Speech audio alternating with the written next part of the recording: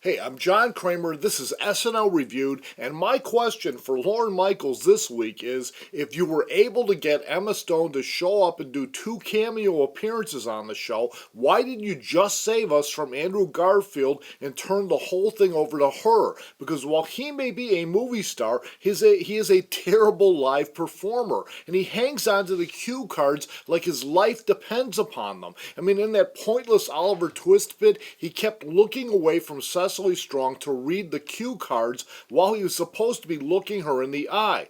But to be fair to Andrew, the show wasn't only bad tonight because of him, it was bad because it was mostly written bad, with a few very bright exceptions. I mean, I think we all knew, for instance, that they were going to open with a Donald Sterling bit tonight, but I was kind of hoping it would be comprised of something a little smarter than a bunch of one-liners spit out by Bobby Moynihan, between which he was interrupted by weak impersonations of African American celebrities.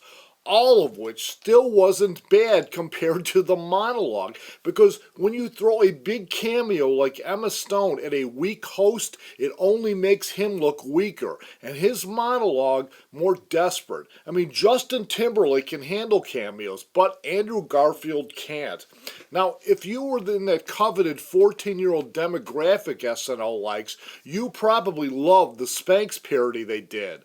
Although it did have the sole benefit of making their Family Feud takeoff look brilliant in comparison, even though Andrew Garfield did the worst Justin Timberlake impression in history. And lest you despair, the absolute best moment in the show came in the short film Beygency, because I really identified with Andrew Garfield's character in the bit, and I loved the 24 cameo they threw in.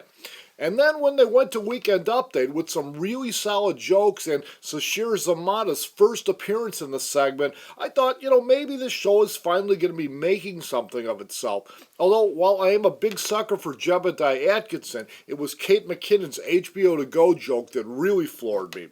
But then they did a stupid scene between Emma Stone and Garfield beating an awkward kiss joke in the ground, only to have the bit saved by Chris Martin, of all people, who actually got through the scene without ever once looking like he was reading a cue card.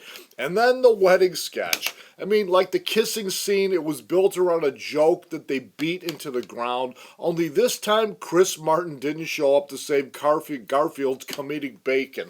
And this, my friends, is why I sometimes tell people I watch SNL so you don't have to. And while I'll be back here again next Saturday with my thoughts on Charlize Theron's hosting skills. So, until then, check me out on Beamly, hit me up on Twitter and YouTube, and now I am tired and going to bed.